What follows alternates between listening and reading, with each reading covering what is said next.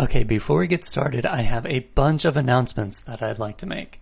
First, today is the launch of our annual Cyber Sale. So last year, we had a Cyber Monday sale, which was just on Cyber Monday.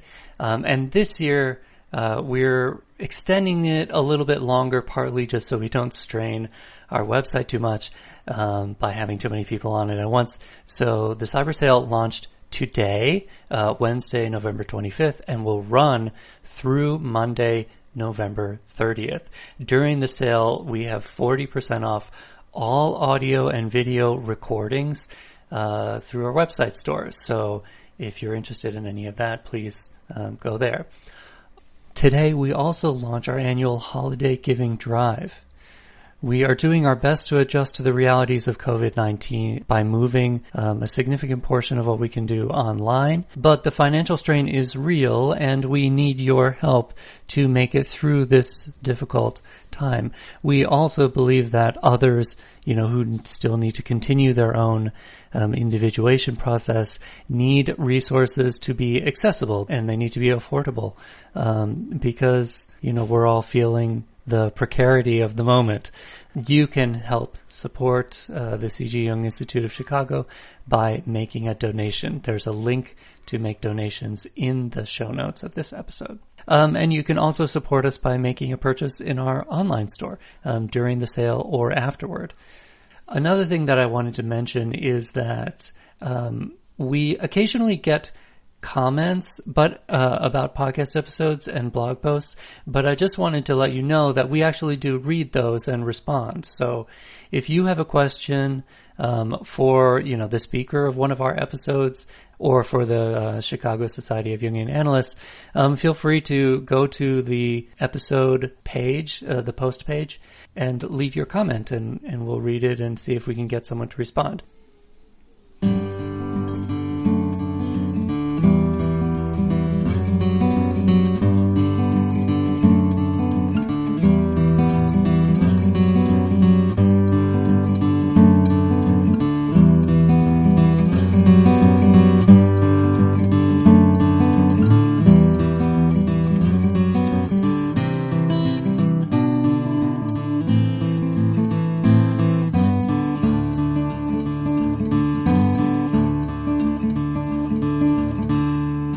Welcome to the Jungian Anthology Podcast, analytical psychology seminars from the archives of the C.G. Jung Institute of Chicago. The power of language and its effect upon gender representation. Jungian analyst Joyce Bogusky considers the work of contemporary women in the fields of linguistics, philosophy, anthropology, psychoanalysis, and feminine psychology to explore the critical issues and controversies concerning language and its impact on gender representation. Special attention is given to current feminist critiques of language, mechanisms of oppression and self-censorship, women's access to language, and ideological and cultural determinants of expression. It was recorded on October 29, 1993. Joyce Bogusky is a Jungian analyst who has been in private practice in Evanston and Chicago, a professor in the counseling psychology department at Northwestern University, a personal trainer, and a yoga teacher. The question of language and its political implications has exercised writers, linguists, philosophers, and social theorists, to name a few, throughout the intellectual history of Western civilization. It is noticeable, too, that the subject has inspired extreme pessimism from ancient Greece to Orwell's 1984. So speech and writing, language, gender, has been credited with a malign power to regulate human social relations in ways we are not aware of, and to disguise important truths in a cloud of misleading rhetoric. Today's speakers and writers inherit the idea that language is a weapon used by the powerful to oppress and silence their subordinates. Nor is this belief unjustified. But why should language and knowledge about language be a resource for the powerful alone? Why shouldn't this weapon be appropriated by the other side? These are the questions asked. Feminists had constantly asked these questions, addressing it in various ways. For instance, at the Seneca Falls Convention of 1848, a landmark event in American feminism, delegates adopted a resolution protesting the contemporary restrictions on women's rights and raised the question of gender masculine pronouns more than 100 years ago. In the early part of the century, modernist women writers like Virginia Woolf and Dorothy Richardson debated the question of the woman's sentence, searching for a literary language that would fit the feminine experience they sought to express. In the present wave of feminist activity, now more than 20 years old, women have returned to these same questions, even more insistently, as we shall see. Clearly, feminists do not consider language a side issue or a luxury, but an essential part of the struggle for liberation. So if we define feminism, first it's necessary, I think, to do so. This term does not have any one agreed upon meaning that could be formulated at a set of beliefs. There are many feminisms, but all are informed by certain shared concerns. At a political level, feminism is a movement for the full humanity of woman. Notice, I do not say women's rights or even equality. Equality presupposes a standard to which one is equal. In this case, the implied standard is men. Feminists are ultimately in pursuit of a more radical change, the creation of a world in which one gender does not set the standard of human value. Even the most moderate liberal feminist who has as her main goal the free entry of women to traditionally male domains will sometimes express doubt as to whether our current values and yardsticks of success are really ideal for anyone, male or female. Of course, women must, as a precondition to any wholesale change in values, be liberated from their present subordinate position with its multiple restrictions, exclusions, and oppressions, such as relative poverty, economic dependence, sexual exploitation, and vulnerability to violence, poor health, overwork, lack of civil and legal rights. The list goes on and on. But the transformation that will result from this liberation is envisioned as a profound one, affecting the whole of humanity. As an intellectual approach, feminism seeks to understand how current relations between women and men are constructed. And we take it they are constructed rather than natural. And in the light of this understanding, how they can be changed. Here, feminists have paid attention to the differences between women and men. If they are not natural but constructed, how are they constructed? If they tend to subordinate women to men, how and why does this happen?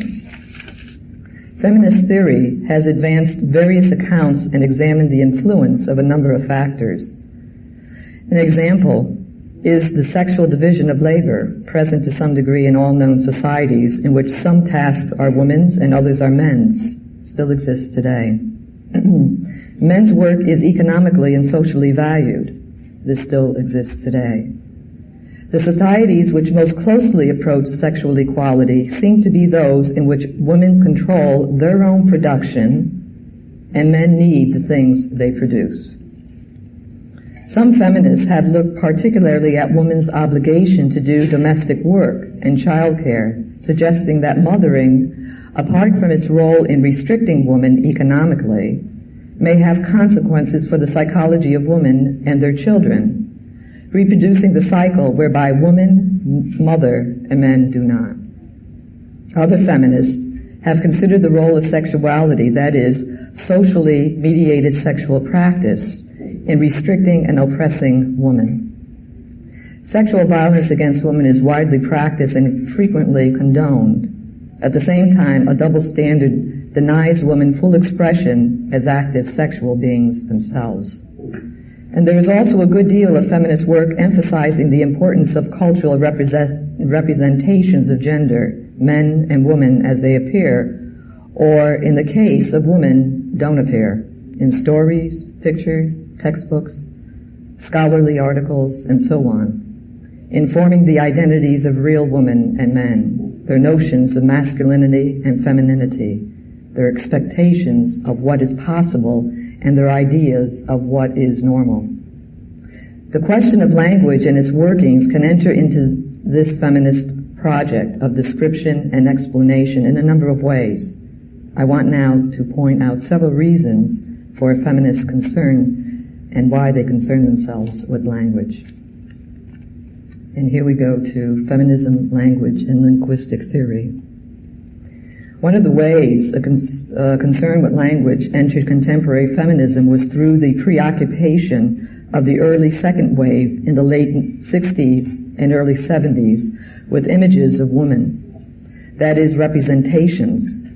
Some of the most striking feminist actions and texts of the period, actions like the famous protest against beauty contests and texts like Kate Millett's Sexual Politics, took as their point of departure a strong objection to the ways in which women were portrayed in cultural products.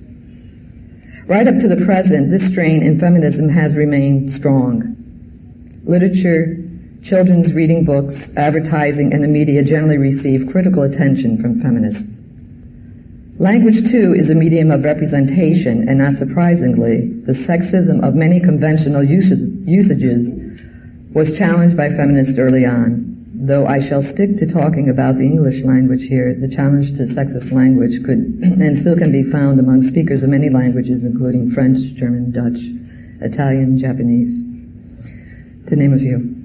Usages were thought to be in need of reform, and if they were blatantly offensive, blonde in fatal car crash, bitches wear furs, or else androcentric, implying that the norm of humanity is male, man, mankind, man in the streets, and so on.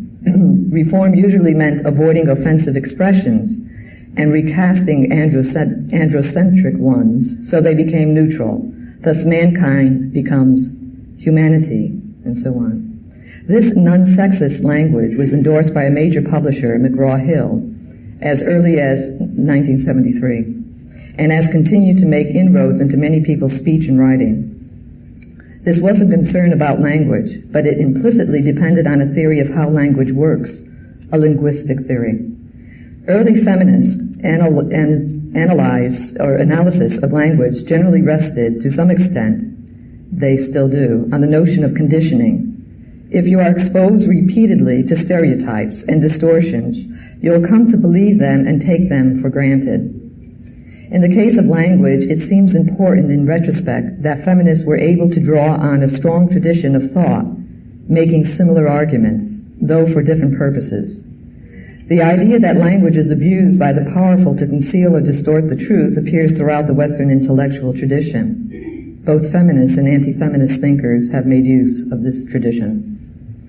Feminists also became interested in reviving theories from pre-war anthropology, theories which suggest that language strongly affects and maybe even determines one's world view. The claim of, they call this linguistic determinism.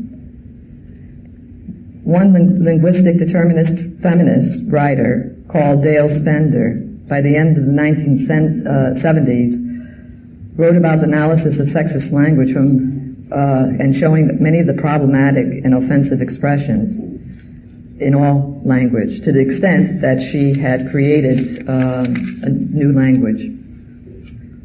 Her book is a very interesting one to read about some of these criticisms, and quite extreme and sometimes very poetic. Now I'll move on to the personal, and is political language and feminist practice, consciousness raising.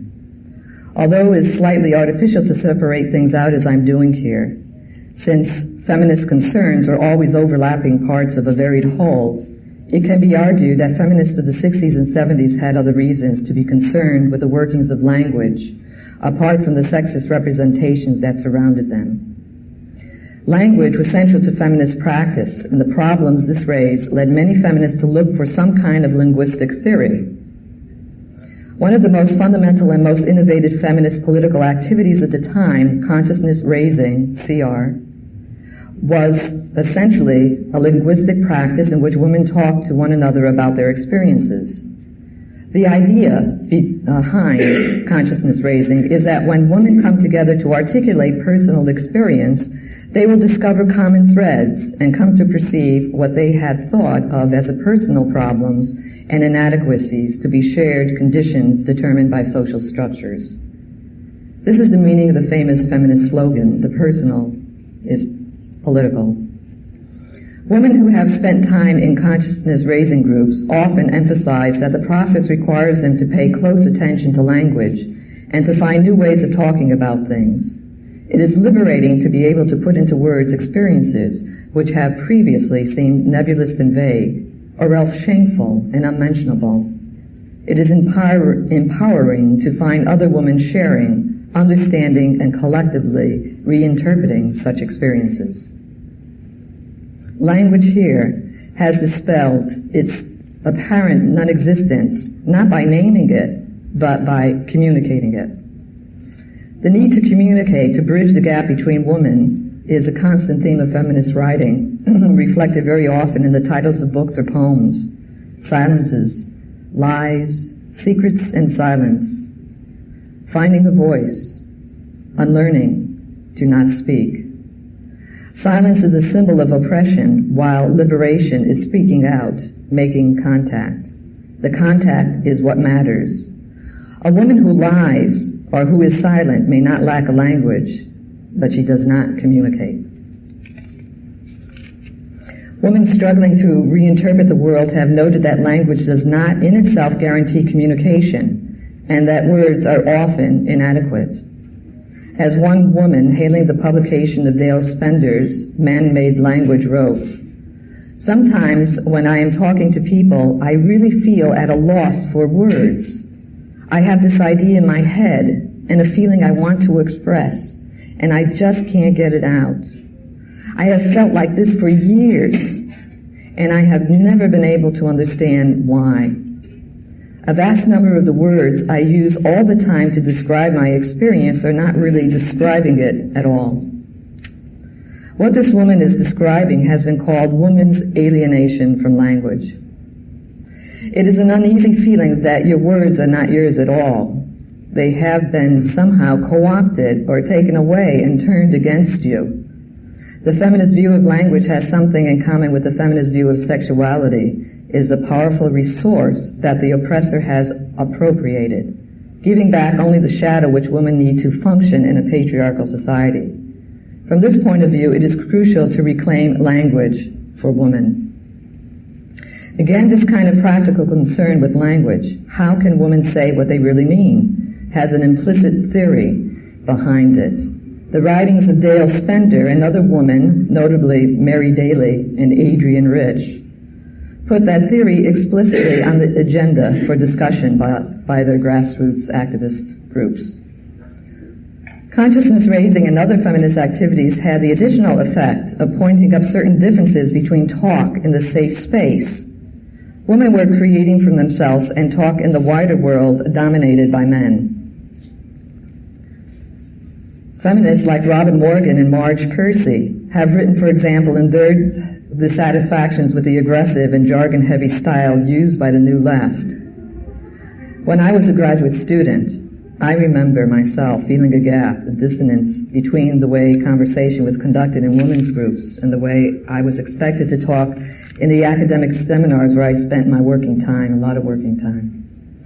The seminars started to seem like intellectual duels in which the best man won. And I was training myself explicitly to compete on those terms. I noticed, too, that some women were either unable or unwilling to compete. Often, they were silenced. I wouldn't claim, of course, that this experience was universal or even widely shared. But for me, at least, and I think for others, too, it fed a developing interest in a notion that men and women might have different ways of talking, and that women might be disadvantaged or alienated by the routine imposition of male norms. Again, it seemed that a problem of practice, how do we avoid being silenced? Adopt their tactics or try to change the rules? Led to an interest in linguistic theory. Were there really differences, and if so, how do they arise and where what do they mean? And this is where I'll come to the next section, feminisms, postmodernism, signs of things to come. So far I've been talking about pressures to look at language which arose roughly during the 60s and 70s. And although, once again, I must stress that divisions are artificial, that they tidy up what is really an untidy picture of an unfolding political and intellectual movement. I want now to say something about the developments of the 80s and the 90s. Many of these developments were in fact present in some feminist thinking much earlier than 1980, nor have they simply replaced what preceded them. Everything said so far remains relevant to feminist theorizing about language.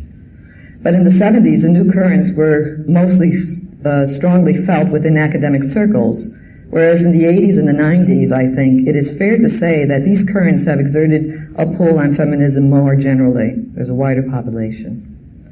They have led to a different way of thinking about gender and to a further emphasis on the importance of language and linguistic theory. I'm referring here to the intersection between feminism and a current of thought we can loosely call postmodernist. The term postmodernism is used to refer to many things, a stage of history or capitalism, but also the ways of thinking and the forms of art or culture that reflect this new stage. Theorists who use the term suggest that we are now living in a world radically different from anything known before. Although I do not want to embark on a listing of all the things that have been claimed to characterize postmodernism as a historical phenomenon, I will pick out some of those that are mentioned very frequently. One is the telescoping or compression of time in space. Communications technology has made the world much smaller and the places in it much more alike. Smaller, alike. Think, for example, of the global proliferation of McDonald's hamburger restaurants. I lived in Zurich, Switzerland for 7 years, 3 years ago, and I was shocked in that time to see a McDonald's built precisely in the same way that the McDonald's are here. So, I thought it was a defeat for that culture. At the same time, new styles, fashions, ideas, and so forth are being produced at a furious rate and also endlessly recycled. Styles from different periods and places are often mixed together in a kind of collage. And this characteristic of mass-produced popular culture has deeply influenced serious art, blurring cultural boundaries. Size, blurring boundaries, speed. The speed up is made possible by technology. But the underlying reason for it is the capitalist drive for profit. Styles, images, and ideas are the new commodities of the postmodern world. We are now producing and consuming items like computer games and music videos rather than, say, steel girders. Even basic commodities like food and clothing are sold nowadays in terms of the lifestyle they connote, rather than their mere functional utility. And the ideas of theory and politics have also become commodified to be advertised and sold in the market like cereal and jeans. If it is true that we are living in a postmodern world characterized by a speed up in time, a compression of space, and a proliferation of messages and images constantly bombarding us, we might expect this to have effects on the kind of people we are and the kinds of thinking we find relevant to our condition. Philosophers of postmodernism argue that we need new theories for new times. The old theories, for example, Western humanism or classical Marxism, no longer speak to our complex, fragmented reality.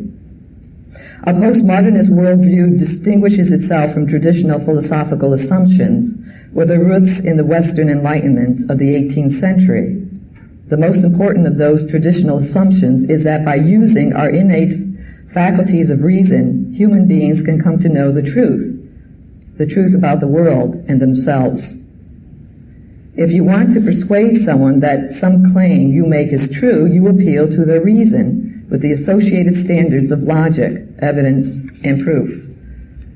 Postmodernism questions this familiar and comforting idea that there is some truth which we can know. Postmodernist philosophers point out, for example, that claims to truth, however rationally argued, rarely rest on pure rationality, but depend crucially on the authority of those who make the claim. The Enlightenment world has believed many claims later rejected as biased or ludicrous, that Africans have less evolved than Europeans, for instance, because they were backed by the authority of science. But claims like this always arise within a belief system whose validity is accepted beforehand. In relation to the system, they seem obvious and unchallengeable. Take away or modify this invisible support system, and it becomes impossible to see them as justified. Postmodernist treatments of science, which is the Enlightenment's most privileged way of knowing, suggest that no phenomenon can be observed objectively, the description uninfluenced by the standpoint of the observer. Another thing postmodernism questions is the status of the person or subject who has knowledge and reason. We tend to think of ourselves as stable entities with relatively fixed personalities and consistent opinions, arrived at by rational means. Postmodernist thinking doubts this, denying that the self is either stable or coherent. Psychoanalysis is an important reference point for this sort of doubt, which becomes all the more intense under contemporary conditions of extreme fragmentation. It was Freud who theorized that all human subjects are motivated by unconscious desires which are not rational, not consistent, and not accessible to the conscious and reasonable processes of self-reflection. Sometimes this becomes a manifest in a problem. For instance, when someone develops the irresistible compulsion to do something repeatedly, like wash her hands or eat everything in the house, and is able to understand why she behaves in this bizarre manner. Most of us, unplagued by this sort of problem, or maybe we are, can more easily ignore the unconscious, irrational components of ourselves. But they are there, nevertheless. Why should this way of thinking have proved attractive to some feminists? There are, in fact, many reasons for feminists to deplore the new developments. For example, the postmodern form of capitalism intensifies the exploitation of women workers, and the commodification of political ideas trivializes feminism itself. You come a long way, baby, as the cigarette once proclaimed. Jane Sachs points out that even postmodernist philosophy, as opposed to the phenomena it theorizes about, isn't exactly attractive, and some feminists find it threatening. Women and other oppressed groups want to experience themselves as rational and coherent subjects. They want to be able to present feminist ideas as reasonable, objective, and true. But the strength of postmodernism is that it offers an explanation for why this has been so difficult and beyond a certain point ineffective. Feminists critique great thinkers for giving us accounts of human experience, presented as rational, objective, and true, which makes sense only insofar as they exclude the experience of women and other oppressed groups. If women accepting this criticism of existing accounts now try to provide a competing account from the standpoint of their own experience, they are going to be caught up in a number of problems and paradoxes. First of all, since women lack the power and authority of men, their competing claim to truth will lose. This we know from experience as well as theory.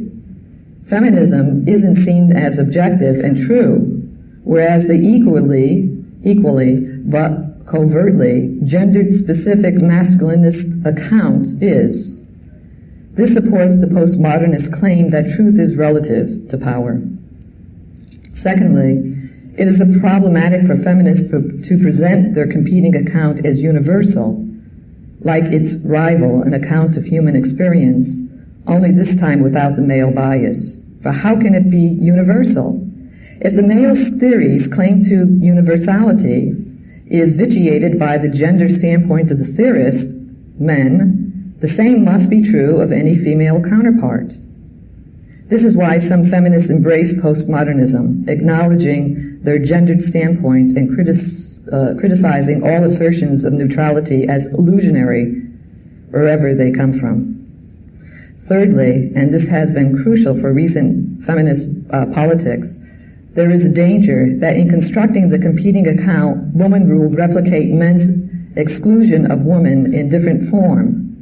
Some women, the most privileged, will universalize their own experience as woman's experience. And this will be false for other groups of women. During the 80s and 90s, such excluded groups of women, black and other minority ethnic women in the West, third world and non-Western women, working class women, older women, lesbians, women with disabilities, drew increasing attention to the dangers of generalizing about women and to the reality of diversity, difference, and conflict within the category woman. This point has been well taken in politics and theory. It is common now for us to talk of feminisms rather than feminism, of many standpoints and experiences rather than one. Feminists continue to be interested in the construction of gender, the nature of gender relations, the reasons for woman's oppression, and the best strategies for ending it, may have stopped looking for any single overall cause, like the division of labor, patterns of childbearing, practices of sexuality, or cultural representations. All these things are relevant, and many more as well, since gender interacts with other social divisions, such as those of race, ethnicity, class, age, and so on. In this refusal to construct universalized accounts, feminism as a political movement seems to be drawing closer to postmodernism as an intellectual current. What has any of this to do with language? One connection lies in the idea that postmodern societies are characterized by the incessant production of messages, images, and signs. To understand society, therefore, entails learning how to read its cultural codes, its language. A feminist critique might want to examine how the meaning of gender is constructed and reconstructed in the codes of, say, fashion or advertisements or popular music. That is rather like a continuation of the feminist concern with the images of a woman, but it occurs within a different theoretical framework.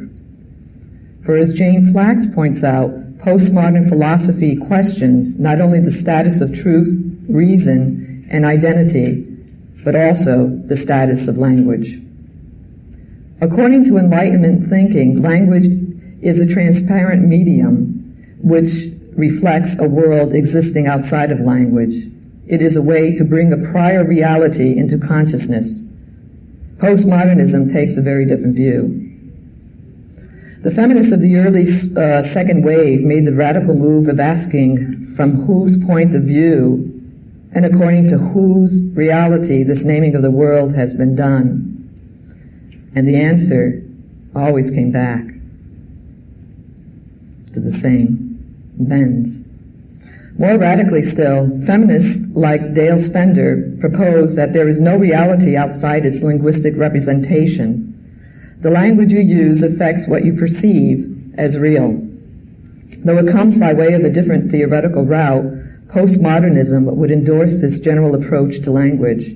Indeed, it would go further, prompted once again by the insights of psychoanalysis. It suggests that language is not only not neutral, it is also not totally in our conscious control. We ourselves are created and structured as social beings by learning a language. And some theorists have put this: language speaks us. For feminists, the interesting implication of this idea is that language may speak men and women, more technically, masculine and feminine subjects, and they may speak men and women differently. One crucial aspect of a person's gender might be their relation to language. Some feminist theorists have suggested that femininity means, in a sense, being outside language or marginal to it. This might explain the alienation of many women from prevailing forms of rational, unified discourse. It might suggest, too, the necessity for women to create new ways of using language. Others argue that our language, like everything else, has become so fragmented that we cannot talk in these abstract terms: language, woman, femininity. We need a less global, less utopian feminist account of language. I'd like to turn now to the next topic, which is gender differences in language and its critique. And here I'm going to draw upon something that's homey, much more close to home, and that's our folk language, and from folk linguistics and their critiques and writings and information that they have given to us about this. What they have said is that in our society we find beliefs about language that are simply accepted as common sense. These beliefs not only explain to the ordinary language user things she might have observed for herself, they also regulate language behavior. For example, it is widely believed in English-speaking cultures that women are good listeners. But the word "are" and its implication also has a certain flavor of ought to be. A lot of oral and written advice to women, for example, in the problem pages of women's magazines, urges us to make use of this supposed talent. In this way, a tendency which is real but slight may become exaggerated, or one which is not real may come into being. Sometimes the male-female differences in language are reinforced in ideas of an absolute or all-pervading gender difference. And here I want to take you back to 1712. In that year, Jonathan Swift claimed in his book that he wrote, Proposal for Correcting, Improving, and Ascertaining the English Tongue, that some sounds, hard consonants, are typical of male speech. Others, vowels, of female speech. Since vowels are not better nor worse than consonants, indeed Swift explicitly says that language needs both masculine and feminine tendencies. The problem here is that of labeling things, all qualities, hard, soft, consonant, vowel, masculine, feminine. More than 2 centuries after Swift, feminists have rediscovered with astonishment the work of the Danish grammarian Otto Jespersen in his book entitled Language, Its Nature, Development, and Origin, containing a chapter called The Woman. This, by the way, is a good example of setting one group up as the norm and treating others as deviant. As many commentators have noted, there is no chapter in Jespersen's book called The Man. Without adducing any real evidence, he refers sometimes to the dialogue given to women characters in novels or plays by men. Jespersen tells us women speak more softly and politely than men. They have smaller and less varied vocabularies. They use diminutives like teeny-weeny. They construct their sentences loosely, and they leave them unfinished, all the while jumping from topic to topic. These characteristics of women's speech were evidently not chosen at random and are not value-free. Jespersen is caught between his fantasies, soft-spoken, retiring child woman, and his prejudices, loquacious yet bird-brained woman. To produce a stereotype that is both old, think of Shakespeare's comment that a low voice is an excellent thing in a woman, and yet contemporary.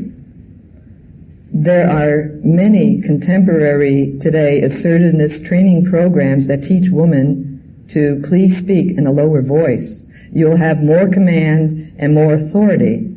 If you speak in a higher voice, you're going to be seen, not heard, not seen, and you will lose your power and authority. Popular culture gives us plenty of female verbal incontinence.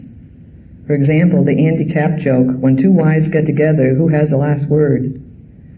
And a logical woman who can't keep to the point as a character in the soap opera Coronation Street comments, "You might as well try to knit fog as follow what's in a woman's mind." Stereotypes, however false, tend to persist for as long as the social differences and inequalities they enforce. So long as women are subordinate to men, their language will continue to be stereotyped as indicating natural subservience, unintelligence, and immaturity. So long as men dominate women in conversation by restricting their talk, our folk linguistic beliefs will include the idea that women talk incessantly. Nor does it matter that the stereotypes are internally contradictory. Even feminists have not always subjected linguistic stereotypes to the scrutiny they require. And here's a book that has come out to alert linguists to the political implications of sex differences. It's a book that came out that was written by Robin Lakoff. So we see that we can also create, as women, our own sexism. So let's listen to this book and some of the problems that we might see in it. Robin Lakoff's work, Language and Women's Place, is remarkable for creating a stereotype of its own, and one not so very different from its overtly chauvinistic precursors. According to Lakoff, there are two styles of speech: neutral speech and woman language. Another example of norm and deviation thinking, though Lakoff is more self-conscious about it.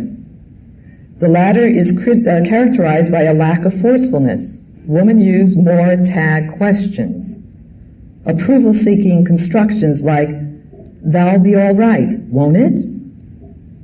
More uncertain rising intonations, more intensifiers.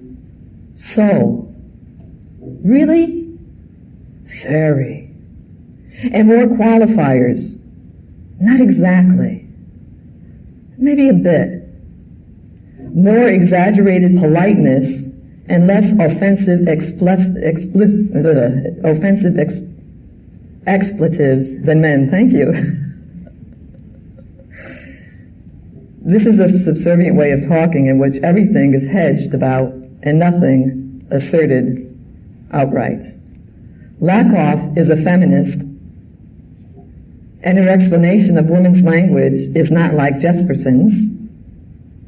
However much the language itself may seem to be. She explains that women are socialized to hedge their meaning in language for fear of giving offense to men. But her account is still an anecdotal one and has not always been borne out by empirical research. Other research, for instance, tested the hypothesis that women use more tag questions than men. In their sample, on the contrary, it was men used more. And still other researchers, like Janet Holmes and Cameron and McAllen and O'Leary, have found women and men use roughly equal numbers of tags. Yet the idea that this is a woman's form persists. It is as though people want to believe Lakoff because her account fits so well with prevailing ideas. We love our stereotypes. Why do stereotypes like this persist, not just in folk language, but also in modern scientific language? In Lakoff's case, it might be a reflection of her training of the Chomskyan tradition, which urges the analyst to examine her own intuitions rather than collecting a corpus of data. But Lakoff's particular academic training cannot be the whole story. Feminists who are not linguists also have a strong folk linguistic beliefs about women's speech, and they are once again reminiscent of beliefs of anti-feminists, though of course the feminists interpret them differently. In my attending feminist seminars, workshops, and group discussions about language, there are several folk linguistic assertions I heard over and over again from the non-linguist woman present. From those assertions, feminist folk linguistic profile of women's speech, the following features would come up. Number one, disfluency. Women have trouble communicating in a male language, and the result is hesitations, false starts, and so on. The second thing that would come up would be unfinished sentences. You see, 1712 is still here. The third that would come up would be speech not ordered according to the norms of logic. Or to put this another way, ordered according to woman's differing notion of logic. The fourth feature that would come up is the use of questions, including statements couched as questions. The fifth area that would come up is speaking less than men in mixed groups. And the sixth that was often found is using cooperative and supportive strategies in conversation, whereas men are more competitive. This is how many feminists believe women speak, and there is a tendency to make these attributes the basis of an authentic woman's speech style, which should be positively valued. Feminists claim the right, in language as in other spheres, to do things differently from men without this being seen as indicative of inferiority. They propose to revalue women's distinctive way of talking. As a general political strategy, there is nothing wrong with revaluing women's traditions. Indeed, there is every reason to believe that society in general would benefit from it. But on this particular question of language, I think we should proceed with caution, because the feminist folk linguist profile raises a number of problems. The most obvious problem is, do women really talk this way? For it seems pointless to revalue a tradition that exists only in the feminist folk linguist imagination. And a second problem is, supposing women do use the features listed above, what does this actually mean? Does it mean what feminists think it means? Is it a straightforwardly positive thing, or is it, as Lakoff might suggest, a disadvantage in many situations? To put matters in more concrete terms, what exactly is the linguistics evidence for such impressionistic labels as logic, cooperativeness? And supposedly we identify particular features we judge as exemplifying these things. What is the evidence that those features don't mean something else entirely? For instance, it is not difficult to think of language features that could be defined as disfluencies. We could take a piece of data and quantify the hesitations, false starts, repetitions, pauses, and so on. But linguists have long debated the issue of what disfluency means. Some believe pausing is a hallmark of a careful or thoughtful speaker, planning her next utterance.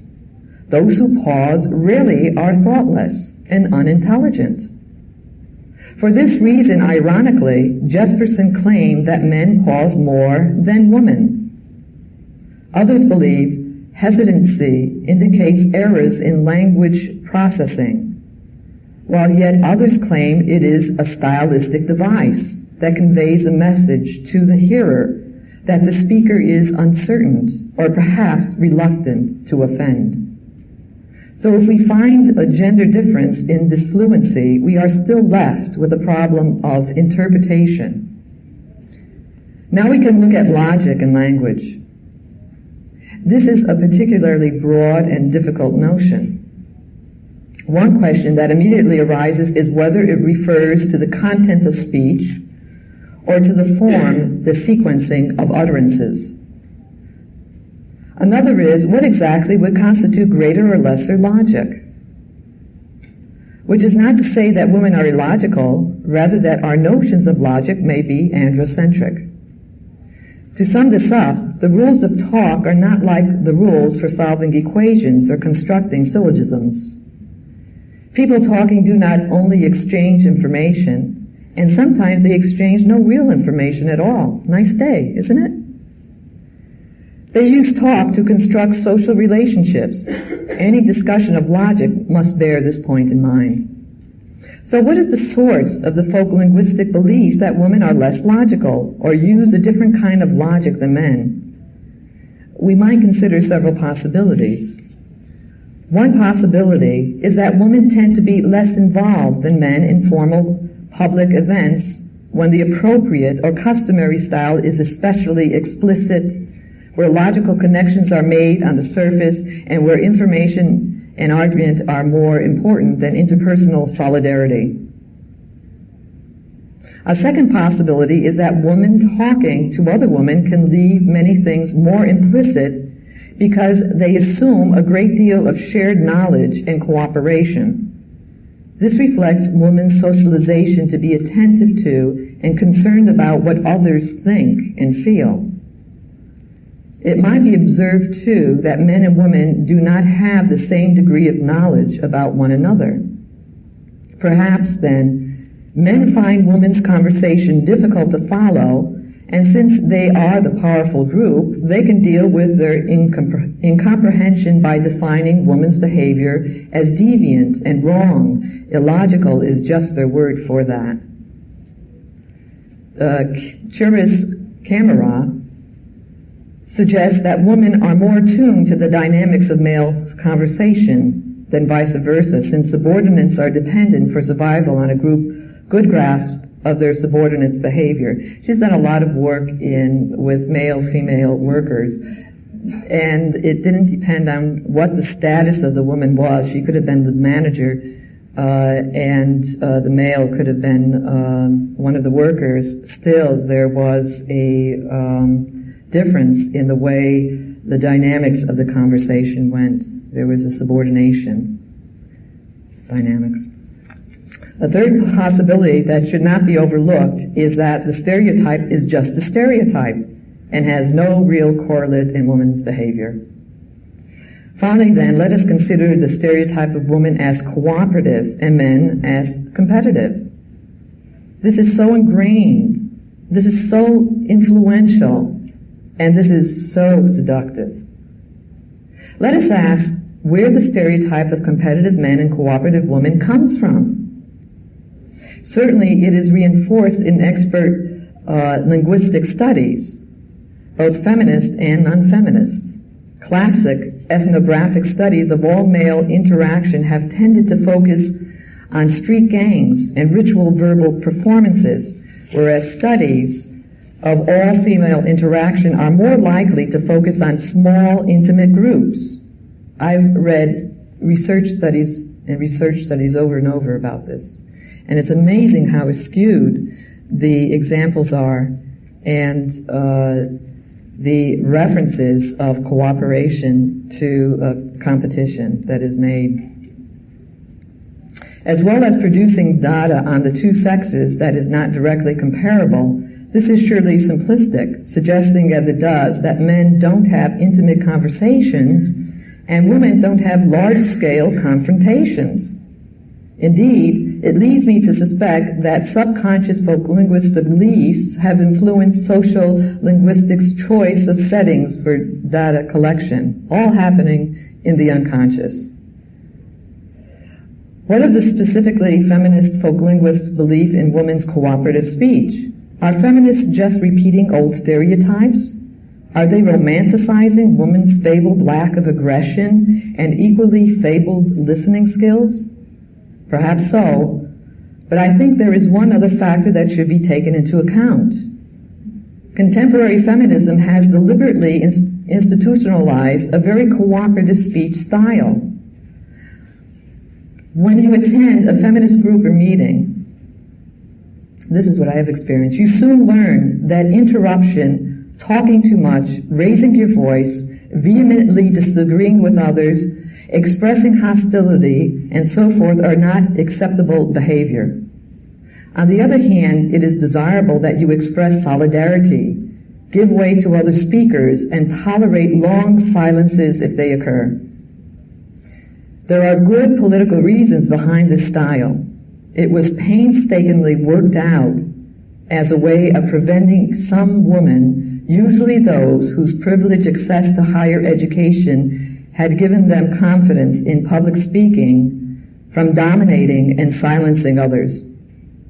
Many women in early second-wave feminist groups had belonged previously to leftist organizations where the prevailing style of discussion was hierarchical, forceful, and oratorical. They have found this off-putting and were determined not to repeat it. That the style they replaced it with is specifically a feminist style is suggested by the comments made to me when I interviewed feminist women about how they thought feminists talk. Women recalled their early experiences in feminist groups, saying, "I had a lot of trouble not interrupting. I felt like everyone was thinking I couldn't keep my mouth shut." Or, "It struck me the minute we started all the silence and letting people finish." On the other hand, I found some feminists justify this style as something that suits women better or gets away from male ways of speaking. The often political process by which feminists arrived at their anti-elitist linguistic norms has already been erased, and the norms themselves have been naturalized. Could this be an example of folk linguistics regulating real linguistic behavior? It seems to me that the feminist study of gender differences in language must also pay attention to the empirical facts, whatever they may turn out to be. How do men and women of different ages, classes, races, cultures use language in different contexts, situations, and so on? Can any generalizations be made about this? And what are the implications? This seems to require a more holistic approach, which sometimes is called in research discourse analysis. Discourse analysis deals with a more general speech style in which the different choices speakers make can be described in functional as well as formal terms. Interest in male and female gender differences at this level of language was simulated by Lakoff's Language and Woman's Place. While this was not a work of empirical investigation, it was informative of stereotypical behaviors. To continue with Lakoff, she had described women's language as a variety girls learn in the course of early childhood socialization. They are encouraged to use it, rewarded for using it, and disapproved of as unfeminine if they fail to use it. This speech style urged on little girls is, however, a way of preparing them for their subordinate place in adult society. Talk couched in women's language lacks authority, thus unfitting those who use the language for any position in which they might exercise authority. Adult women will have the unappealing choice between rejecting woman's language and so becoming less than a woman, or embracing it and thus acquiescing in their inferiority, becoming less than a person. Lakoff's claim is that women are denied access to powerful styles of speech, those that confer authority and credibility on a speaker. This is one version of the dominance current. And in linguistic theory, language theory, and its implication for gender, we come to another area of looking at the data, and a recent area is looking at whether it has to do with dominance, power, or difference, being other. So you'll hear dominance and difference, dominance and difference. So the debates that are going on now are becoming a little more, trying to get to be a little more balanced, but not yet discriminative enough. Another versions put things differently, arguing that men's way of speaking is not intrinsically more credible, authoritative. What happens is simply that men can use their socially dominant positions to claim linguistic privileges. The two versions need to be distinguished because their practical implications are different. The first version suggests that women can gain authority by using men's linguistic strategies, while the second is more skeptical about this. Linguistic strategies are, after all, chosen within particular social contexts and relations. Either way, however, it remains the case that, in the trenchant phrase of Sally McConnell-Genet, conversation is not an equal opportunity activity. Inequality of conversational opportunity has been uncovered in a number of areas. For instance, researchers have documented sex differences in floor apportionment. That is how speaking turns are allotted and to whom. In a famous study by Zimmerman and West, they found that whereas same-sex dyads, pairs, share the floor equally and interrupt each other rarely, in mixed-sex pairs there is a marked asymmetry. Men interpret women. West had gone on to show that this pattern applies even to dyads, where the woman has more status. Her example is talk between women doctors and male patients. Now, Nicola Woods found that in a business setting, gender was a better predictor than status of who would interrupt whom. Women were interrupted less as bosses than as subordinates sometimes. But overall, they were still interrupted more than men. Men are also able to gain the lion's share of the floor in cross-sex talk because women provide them with hearer support. We are good listeners, and if we aren't, we better get with it. And they do this in the form of minimal responses like, yeah, oh yes, yes, And questions. When you ask someone a question, you cede the floor to them. Men do not reciprocate this support. This matter of women's support strategies is taken up in a number of papers by Pamela Fishman, whereas some researchers had treated women's supportiveness as a straightforward sign of their socialization into powerlessness and deference, or as signs of what Lakoff would term insecurity or approval-seeking. Fisherman considers supportiveness as creative and skillful strategy that women use in order to have some kind of control in conversation with men. If women ask questions and give cues like, do you know what? Men are obliged to engage in talk. As Fisherman notes, such strategies are only necessary because men in fact have the upper hand. Their only recalcitrant behavior forces women to do the interactional work if they wish to interact at all. The difference current accepts these findings but reinterprets them. Researchers in this current are interested in Lakoff's suggestion that there is a woman's language, but they criticize her negative evaluation of it. They propose that it is not, in fact, inherently dysfunctional and should be valued as something positive and authentic, different, not inferior. And Jennifer Coates point out that women use support features like minimal responses not only with men but among themselves in all women conversations where gender hierarchy is not a factor. Here it is hardly interactional since it is shared. Its purpose is to promote the kind of intimacy women enjoy and men often lack. Some of the features Lakoff discusses as markers of powerlessness or insecurity are reinterpreted in the difference current as variants of the support structure. Janet Holmes, for instance, argues that some tag questions are really support structures.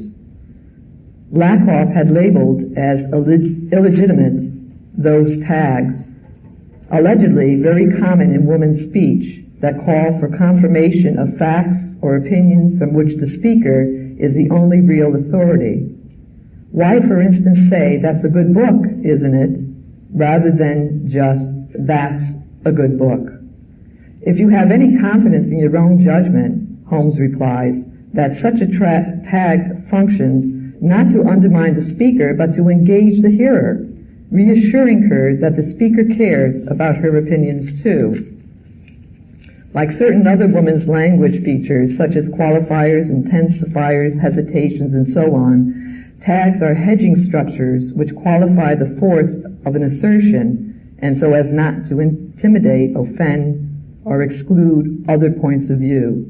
This could be interpreted as weak and lacking authority. It could equally be interpreted as polite and considerate. Holmes is equivocally on the question of whether women are coerced by social expectations and the behavior of men into using support structures, or whether these represent positive choices. Other researchers, like Deborah Jones and Jennifer Coates, are less in favor, viewing women's cooperative speech as arising from distinctive and valuable female subcultures. For someone of this persuasion who does not want to attribute everything to the workings of power, the problem obviously arises of why the sexes should have distinctive linguistic subcultures at all.